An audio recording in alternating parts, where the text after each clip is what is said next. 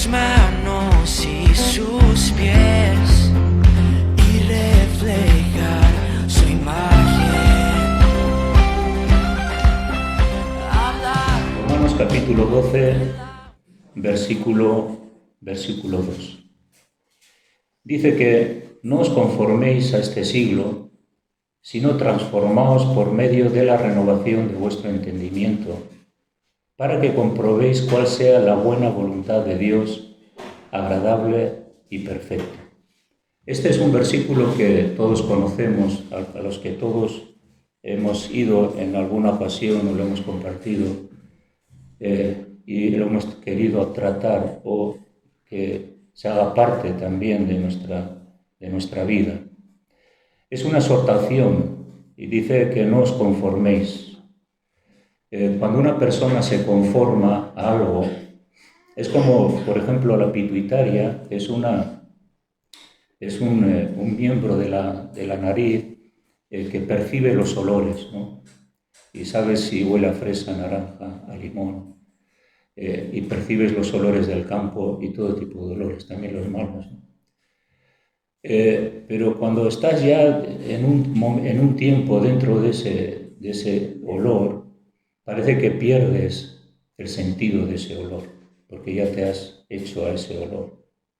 Entonces, conformarse, para que lo podamos entender, es que podemos, en un momento dado, darnos cuenta qué ambiente percibimos, qué cosas están mal, qué cosas están bien.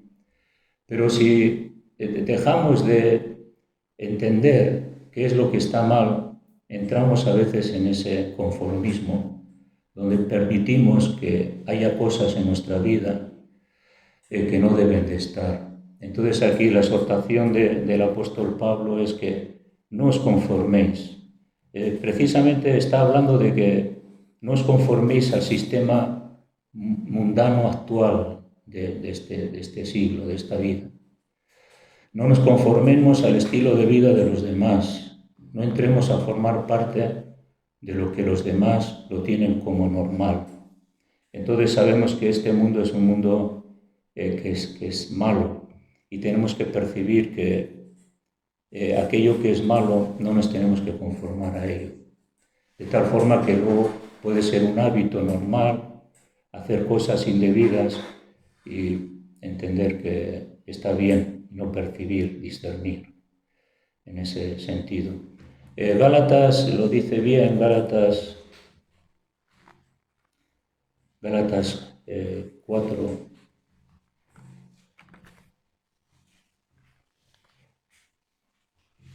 Perdón, Gálatas 1.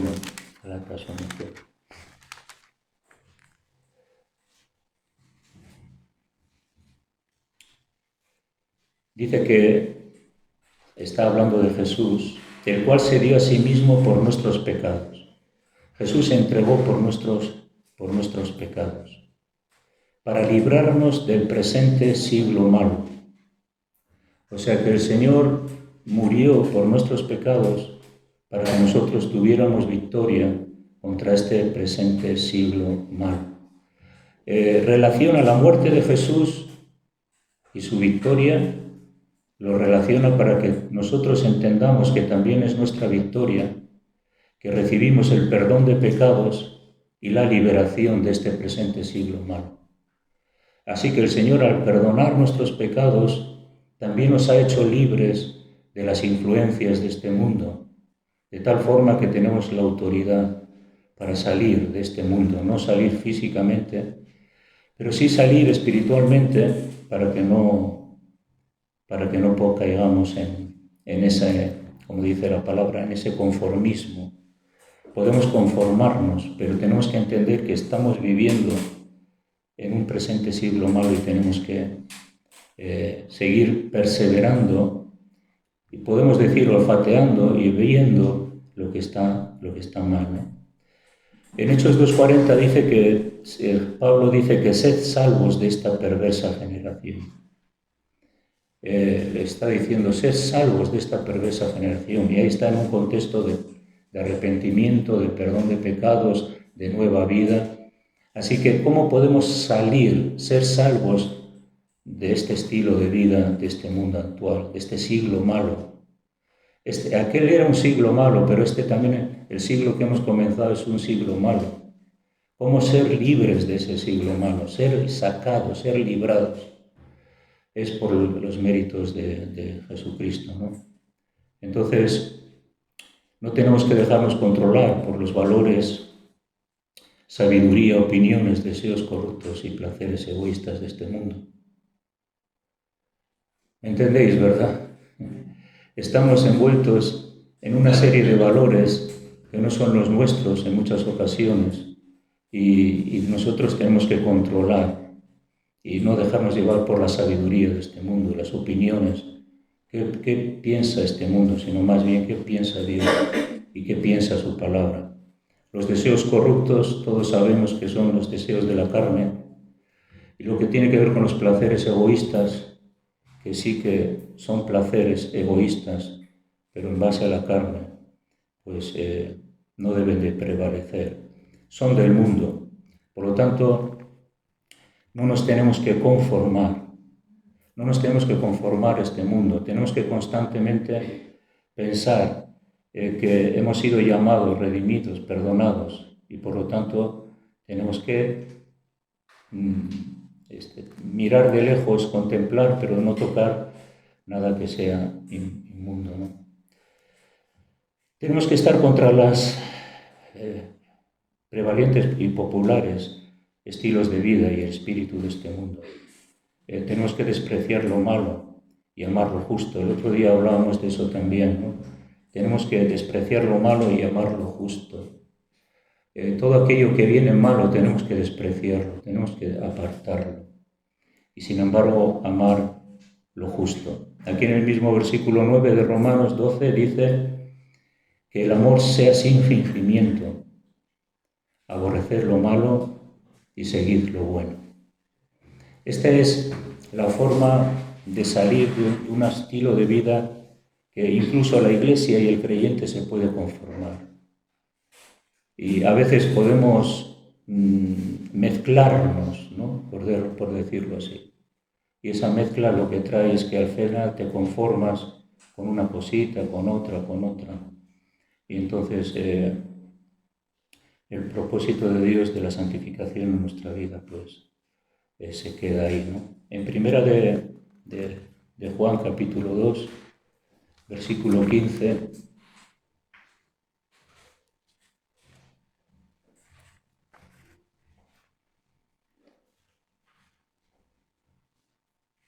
es un versículo que es conocido, pero que tenemos que leerlo, ¿no? También. Dice que no amemos el mundo y las cosas que están en el mundo. Si alguno ama al mundo, el amor del Padre no está en él. Porque todo lo que hay en el mundo, los deseos de la carne, los deseos de los ojos y la vanagloria de la vida, no provienen del Padre, sino del mundo. Y el mundo pasa y sus deseos, pero el que hace la voluntad de Dios permanece para siempre. Así que todos los deseos que hay, estilos de vida, formas de expresión, de pensamiento, muchas de ellas, nada tienen que ver con nuestro Padre Celestial. Y no tenemos que amarlas. Y sin embargo la promesa es que si no las amamos, pues entonces Él permanece para siempre. Entonces necesitamos, como dice en Romanos 2, necesitamos que no conformarnos a los deseos. No os conforméis a este siglo. Cuando pasa el tiempo y pasa los años, uno puede ir entrando en diferentes conformismos y tener como hábito cohabitar y vivir de una forma, pues a veces incoherente, ¿no? Conforme a la palabra de Dios. Hay muchos tipos de mundanalidad, ¿no? Muchos tipos en los que constantemente que rodean la Iglesia podemos caer, ¿no? Está la avaricia. Hoy en día la lotería, todo lo que tiene que ver con tener, poseer, obtener, es la avaricia de tener más. El que más tiene, más quiere. Pero también el pobre, el que no tiene, también quiere más. Y puede ser tan avaro como el rico. no pensemos que si no somos ricos dejamos de ser ávaros. Pero la avaricia es un estilo de vida, se quiere más, se quiere conseguir más, se quiere poseer más. Va con el egoísmo, ¿no? Todo para mí, yo solo. ¿Qué puedo alcanzar yo? Las conveniencias personales. ¿Cuántas personas solamente miran por sí mismas? Lo que me conviene a mí, y las relaciones familiares a veces se rompen, porque lo que me conviene a mí sacrifico la amistad y el compañerismo con alguien, porque soy egoísta. Mucho tiene que ver también con las ideas humanistas, ¿no? El ser humano puede, el que va a conseguir actuar, en fin, todas ideas humanistas que salen de la sabiduría humana. Hoy en día en los políticos las maniobras políticas para buscar el poder es un estilo de vida. La gente quiere el poder a través del engaño, imposición, tretas, manipulaciones, y nosotros no tenemos que caer en ningún tipo de maniobra política para alcanzar poder, porque eso también a veces se puede dar en la Iglesia, ¿no? Que alguien quiere un lugar y lo quiere ilegítimamente, pero desde luego que no debe de ser así. Las maniobras políticas en la Iglesia para encontrar lugares, puestos reconocidos, también es un espíritu de este mundo. Y tenemos que velar para que no tengamos este espíritu de deseo de reconocimiento, aplausos, etc. Está la envidia, ¿no? Uno quiere lo que tiene el otro, y el que consigue algo se jacta y mira por encima de los demás. Yo soy más que tú, tengo más que tú. Y el otro se le crea la envidia, bueno, pues te voy a ganar, voy a ver si puedo conseguir que te humille teniendo yo más que tú. Es la envidia. La envidia crea muchos problemas en nuestra vida, ¿no? El odio, la venganza. Vivimos una sociedad de venganzas donde no existe el perdón, donde solamente se quiere vengar de alguien que le ha hecho algo y todo eso, ¿no? Se habla mal del prójimo, se quiere vengar del prójimo. Luego están las impurezas, ¿no? Esas cosas que ensucian al ser humano en todos los niveles espirituales y físicos, ¿no? Las malas palabras, las diversiones impías, ¿no? Que no pasa nada si yo voy a una sala de fiestas o si voy a la noche donde todo el mundo está hablando mal y el ambiente es un ambiente negativo, pues tampoco. Esto es aborrecer lo malo, esto es salir del presente siglo malo, no nos conformemos, ¿no? Luego quiero también decir que a veces hay un vestuario seductor y modesto en nuestra sociedad. Y claro, nosotros podemos decir, bueno, podemos imitarles, ¿no? Y entendemos que es un vestuario seductor, porque la gente quiere seducir con su cuerpo y se viste de tal manera y deja ver algunas cosas y es una seducción en toda regla, ¿no? Pero que eso provoca pensamientos en las otras personas que los ven, ¿no? Entonces es importante que en la Iglesia también velemos por un vestuario que no sea seductor, como en la sociedad, sino que nos vistamos dignamente y que veamos los detalles de nuestra forma de vestir, que no sugiramos nada. Entonces esto es importante, ¿no? Y no conformarse, ¿no? a este mundo seductor e inmodesto, que a veces tiene que ver con la inmoralidad, y etcétera, etcétera. Y luego las compañías mundanas, ¿no? También hay que entender que no nos interesan compañías mundanas. Podemos tener hasta cierto nivel amigos de este mundo, pero tenemos lugares donde no podemos traspasar esa amistad, ¿no? Pero no podemos caer en esas compañías mundanas, sino tenemos que tener la capacidad de no conformarnos a todo eso. En Corintios habla de que tenemos la mente de Cristo. Esto a mí, bueno, vamos a leerlo, 1 Corintios capítulo 2, versículo 16.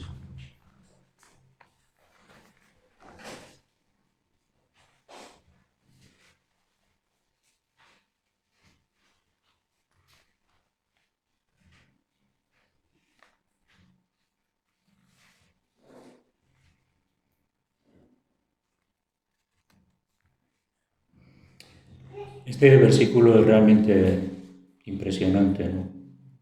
Dice, porque ¿quién conoce la mente del Señor? Dice, ¿y quién le instruirá? Mas nosotros tenemos la mente de Cristo. ¿Qué cosa? Que nosotros tenemos la mente de Cristo. Y una mente como la mente de Cristo es una mente que tiene discernimiento y puede saber a lo que no se debe de conformar. ¿Por qué tenemos la mente de Cristo? Porque conocemos su voluntad. Porque con la mente de Cristo podemos evaluar y ver las cosas como Dios las ve.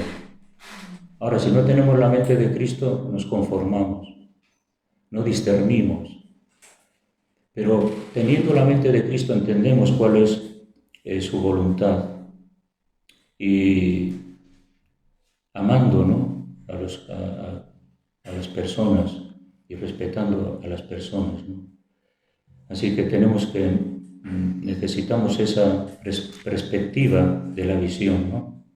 Tenemos que ser esos radicales con los valores y no usar los métodos y la sabiduría de este mundo para alcanzar los propósitos de Dios. Porque hay muchos ejemplos también en la Biblia que algunos querían ayudar a Dios con sus métodos y con su forma de entender las cosas, pero sin embargo se dieron cuenta y nos damos cuenta que si usamos los métodos de este mundo para alcanzar los objetivos en la Iglesia vamos a fracasar. Los objetivos en la Iglesia se alcanzan con la mente de Cristo, se alcanzan con la sabiduría de Dios, el proceso que Dios tiene para que nosotros también alcancemos lo que es la madurez cristiana, ¿no?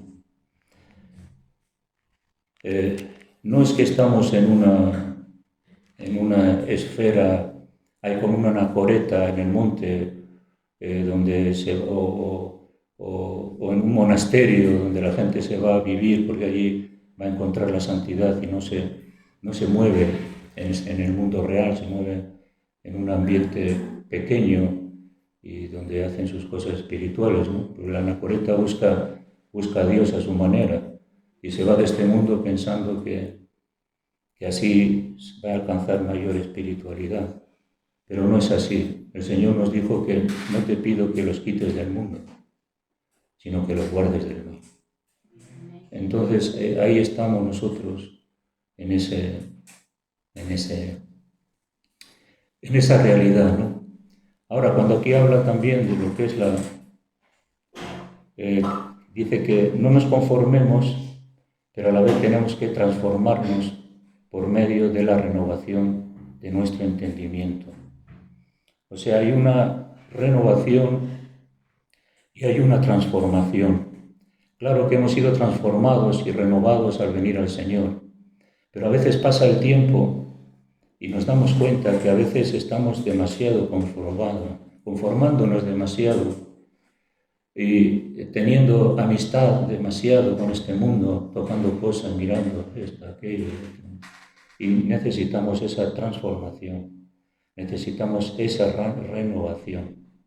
Y bueno, todos sabemos que todo es restaurado. La primavera, verano, otoño, invierno son estaciones que restauran la tierra, la flora, el mar, todo. Todo se renueva. Pasa el tiempo y la habitación que está sucia se tiene que pintar. Y otro tipo de cosas, ¿no? El coche que hay que reparar porque está desgastada el motor, ¿no?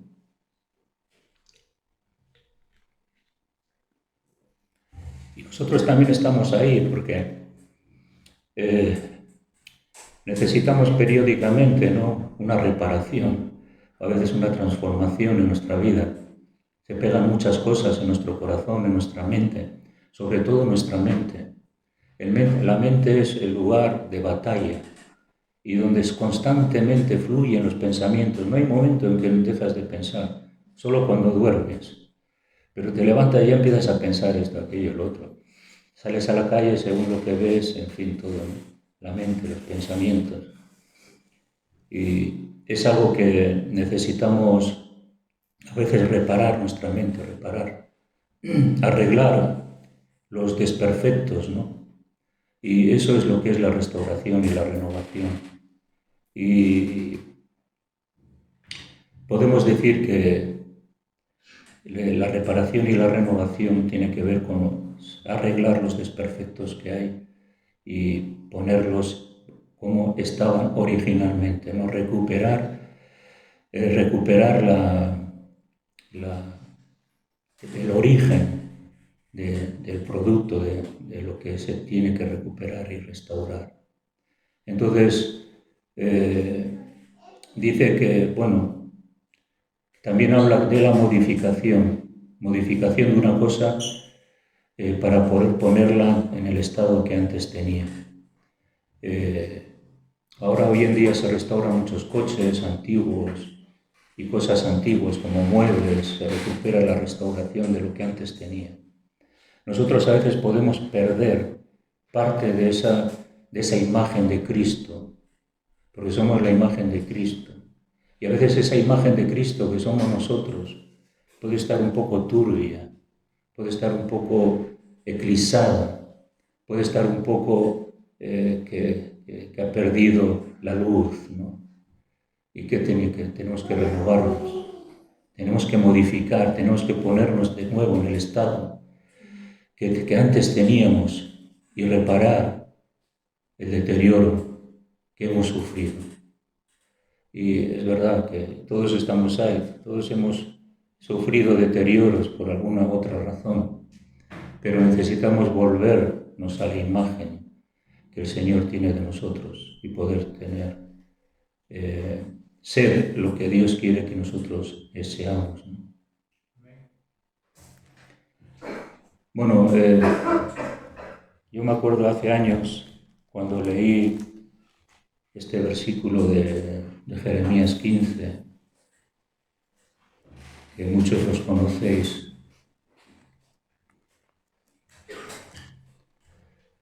Jeremías 15, 18,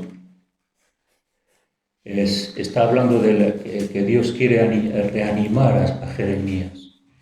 Dios le quiere fortalecer a Jeremías, el profeta que sufrió tanto por el llamado de Dios.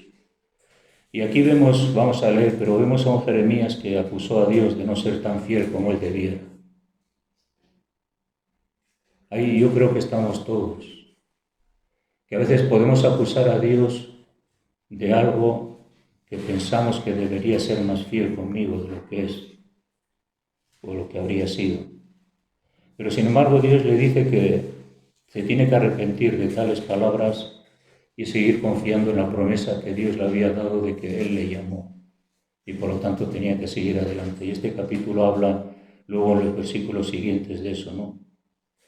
Y le anima y le dice, vete adelante, pero primero tienes que hacer algo. Le dice el versículo 18 de Jeremías 15. Él, bueno, no vamos a leer todo, pero si queréis leerlo, pero es muy interesante porque él se queja, se lamenta, sufre mucho y le dice en el versículo 18, ¿por qué fue perpetuo mi dolor y mi herida desahuciada no admitió curación? Le está diciendo a Dios, oh Dios, tú me has llamado, ¿por qué es perpetuo mi dolor?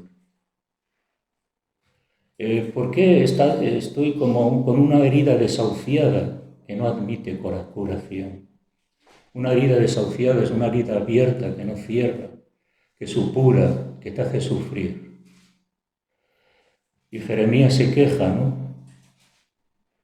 Y dice, por tanto así dijo Yahvé, le dice Dios a Jeremías, si te convirtieres, yo te restauraré y delante de mí estarás. Y si entresacares lo precioso de lo vil, serás como mi boca. Entonces aquí Dios le está hablando de una restauración del profeta. El profeta se había llenado de enojo, de indiferencia, de no hago más que sufrir, había perdido la perspectiva de las cosas. Hombre, tiene motivos, desde luego. A veces nosotros tenemos motivos por los cuales nos podemos quejar. Todos tenemos motivos. Pero no le podemos decir a Dios que no ha sido como yo pensaba que deberías de ser. Y entrar en un conflicto de discordia, ¿no?, con Dios, en aquello que te está pasando. Pero le dice, bueno, que yo te restauraré. Entonces vuélvete a mí y pide perdón, que yo te restauraré. Cuando nosotros hemos caído, nos hemos volcado con las actitudes, pensamientos de este mundo, o hemos tocado lo inmundo, hemos pecado, hemos hecho algo indebido, más o menos fuerte o menos fuerte. La voluntad de Dios es restaurarnos y Él quiere que nosotros le pidamos perdón. Entonces, cuando pedimos perdón por una queja, un lamento, estamos en conflicto con Dios, pues entonces tenemos que pedirle perdón, aceptar mi situación y mi vida y seguir hacia adelante con mi ministerio. Porque Dios luego le anima y le sigue, yo estaré contigo, pelearán contra ti, pero no te vencerán. Y dice, yo te guardaré para defenderte.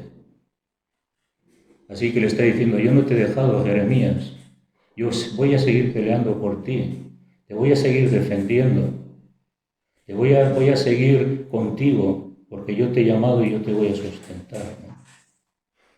Y le dice algo, tienes que sacar lo precioso de lo vil.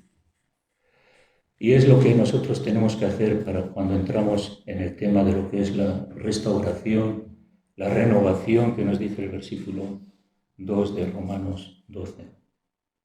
Tenemos que sacar lo vil de nuestro corazón y mantener lo precioso que hay también, que Dios ha puesto en nuestro corazón.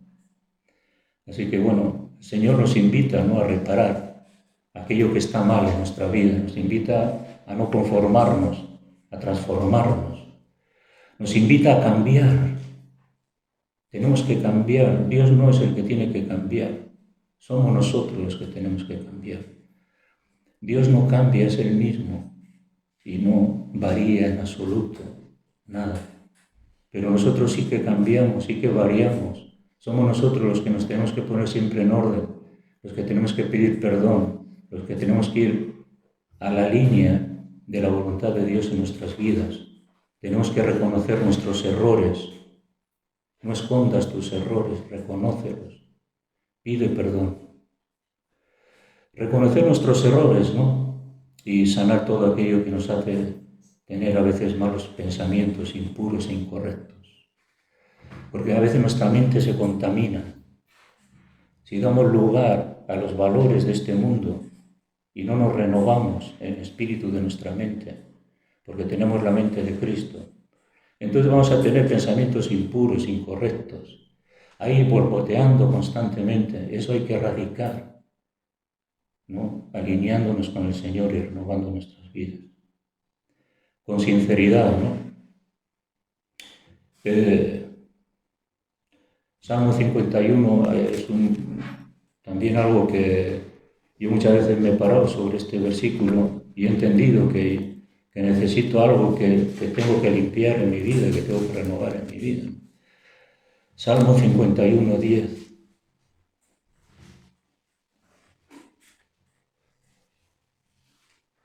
Y le dice el salmista, pero este es un salmo de arrepentimiento. Sabemos David que se arrepintió profundamente, se desvió, recorrió un camino innecesario, se dejó llevar por las concupiscencias que antes hemos hablado, la seducción de la carne y los valores de este mundo. Y muchas más cosas que hizo David, pero que vemos que fue un hombre sincero, la importancia de la sinceridad. Y tenía un corazón para Dios. Y le dice, oh Dios, crea en mí, oh Dios, un corazón limpio y renueva un espíritu recto dentro de mí. Le habla de renovación.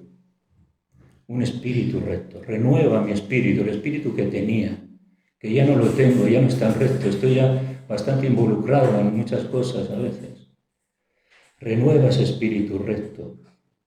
Dame esa rectitud que tenía. Renuévame. Ayúdame a volver al lugar de inicio donde tú me llamaste. Y le dice, no me eches delante de ti y no quites de mí tu Santo Espíritu. David era consciente que si Dios se iba de su vida por medio del Espíritu Santo, ya no le quedaba nada. Si el Espíritu Santo se va de nosotros, somos blancos, no somos nada, cualquier cosa nos vence, pero necesitamos el Espíritu Santo dentro de nuestro corazón. Y le dice, vuelve el gozo de tu salvación y un espíritu noble me sustente. Es curioso porque también podemos perder el gozo de la salvación. El gozo de la salvación se pierde cuando uno no tiene la percepción de lo que eso significa y entra en valor otras más cosas que la salvación. El gozo de la salvación es algo glorioso, es algo muy grande, ¿no? Y si no tenemos el gozo de la salvación, estamos viviendo un cristianismo opaco, un cristianismo sin discernimiento, sin luz. Y también tenemos que decirle al Señor, renueva el gozo de la salvación. Ese gozo que a veces uno tiene en las pruebas, en las dificultades, el gozo de la salvación, la esperanza. Tenemos que volver a tener el gozo de la salvación, tenemos que modificar nuestra vida, recuperar lo perdido, arreglar los desperfectos, traer esa renovación que tanto necesitamos y tener ese corazón puro, que nada entra que no sea lo santo, lo justo y lo bueno de Dios, ¿no? Cuando vemos la restauración de Pedro, Jesús le restauró, él cayó, se reconoció, le negó. Nosotros podemos negar a Jesús, no con esa intensidad, pero sí le podemos negar haciendo cosas indebidas. Sin embargo, cuando recibió Pedro el perdón ya no volvió a ser el mismo, ya no volvió a caer, entendió que tenía que pagar el precio en su vida y llegar hasta el final. Hay una palabra en griego que es apocatástasis, que habla de la restauración. Y también es interesante que esto es lo que estamos viendo, ¿no? No conformarnos, transformarnos, renovarnos, comprobando lo que es la buena voluntad de Dios agradable y perfecta. Cuando uno tiene un metro, una medida de metro, y vas a medir otro metro en la pared, sabes que, y la marca, sabes que de esa raya a esa otra raya hay 1 metro. Entonces, cuando nosotros tenemos la mente de Cristo, podemos comprobar. Tener la mente de Cristo es comprobar y saber lo que tengo delante. Ahora, si no tengo esa mente renovada, no voy a ser capaz de ser eficaz a la hora de comprobar. La Biblia dice que debemos de crecer en el discernimiento del bien y del mal, para que ningún viento de doctrina, estratagema de hombres que usan el engaño, podamos caer en ellos, ¿no? Pero bueno, tenemos que constantemente estar, es como cuando tú limpias tus gafas, ¿no? Que se han enmohecido, las limpias y empiezas a ver mejor. Nuestra vida tiene que ser renovada para ver mejor. Entonces, esta palabra es interesante porque restauración es venir de vuelta, ¿no? Estar en el lugar donde habíamos estado, venir de nuevo al lugar donde hemos dejado, poner en orden todas las cosas, ¿no?